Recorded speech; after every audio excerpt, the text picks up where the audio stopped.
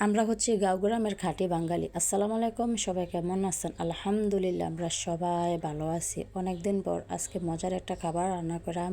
আমরা বাঙালিরা ঘরে যদি কোনো কিছু না থাকে, ডাল আর আলু থাকলে আমাদের খাবারটা হয়ে যায়। ডাল আর আলু থাকলে আর কোনো কিছুই লাগে না। আজকে বাড়িতে আবার অনেকগুলা দেশি কই মাছ নিয়ে আসছিল, যেটা আসলে কারেন্ট জালের মধ্যে ধরতে পাওয়া যায়। তো আমাদের এখানে আবার কারেন্ট জালের মধ্যে অনেক ভালো ভালো মাছ পাওয়া যায়, যেটা আসলে দেশি মাছ। এই মাছে তো কোনো চাষ করা না, এটা হচ্ছে বিভিন্ন খান থেকে মাছগুলো আসিটা জালে আটকা এখান থেকে আনে। তো এই মাছগুলো দেখে তো আমি মহা খুশি, কারণ এই মাছ সহজে পাওয়া যায় না, আর সবসময় তো বাজারে থেকে চাষের মাছ খাই। তো আমি এই মাছগুলো কিনে নিছি, কিনে ধুইয়া কাটটা পরিষ্কার করে নিছি, তরতাজা রান্না করাম। এখন তো সবার ঘরে ঘরে ফ্রিজ থাকে, ফ্রিজে আমরা মাছ মাংস অনেক দিন ধরে রেখে রাখি। এই মাছ মাংস কিন্তু আমরা খেতে এত বেশি স্বাদ পাই না, যেটা তাজা মাছ মাংসের মধ্যে পাওয়া যায়। তো এই যেহেতু আজকে তাজা মাছ রান্না করাম ঝোল ঝোল করে আলুর সাথে।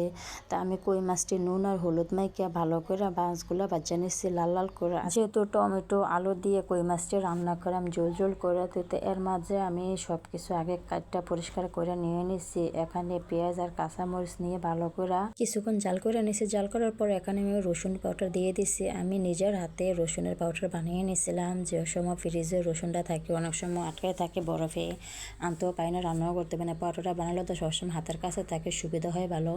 তো রসুনের পাউডারটা দেওয়ার পরে একটু পানি দিয়ে পেঁয়াজ রসুন আর কাঁচামরিচটি একটু কষাইয়ে নিছি। এখন এর মাঝে নুন আর হলুদ দিয়ে আর মাছের মশলা দিয়ে ভালো করে কষিয়ে নিয়েছি। আমার কষানোর পরে এখন আমি কেটে রাখা আলুগুলো দিয়ে দিছি। আলুগুলো এখন ভালো করে নেড়ে চেড়ে, তো আমি রান্না করা তরকারি যত কষানো হবে খেতে কিন্তু তত বেশি মজা হইব। তো আমি কিছুক্ষণ জাল করে নিছি। নেওয়ার পরে এখন কিছুক্ষণের জন্য আমি আবার রেখে দিছি, কারণ ঢাকনা দিয়ে রাখলে অনেকক্ষণ রাখার পরে কিন্তু ভালো করে কষানোটা হয়, ভিতরে মশলাটিও ঢুকে। তো এখন আমি ভালো করে যখন নাইড়া চেড়া কিছুক্ষণ জাল করে নিচ্ছি, আমার জাল করা হয়ে গেছে, আলুগুলো মোটামুটি সিদ্ধ হয়ে গেছে। তখন এর মাঝে আমি তরকারির পরিমাণে ঝোলটা দিয়ে দিচ্ছি, আর সাথে টমেটোটিও দিয়ে দেন।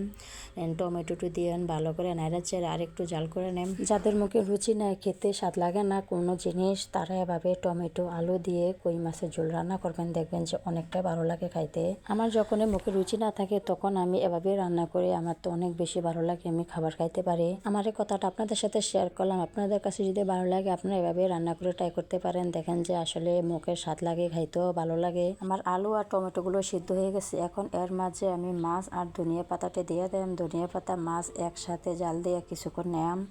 এখানে আমি মাছগুলো দিয়ে দিচ্ছি আর সবগুলো ধনিয়া পাতা দিয়ে দিচ্ছি। ধনিয়া পাতা তরকারি মধ্যে রান্না করে বেশি খাইতে আমার অনেক বেশি ভালো লাগে।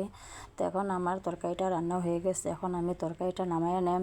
আমার আজকে রান্নাটা কেমন হয়েছে কমেন্ট করতে বলবেন না, কমেন্টে জানিয়ে দেবেন যে আজকে রান্নাটা আপনাদের কাছে কেমন লাগছে।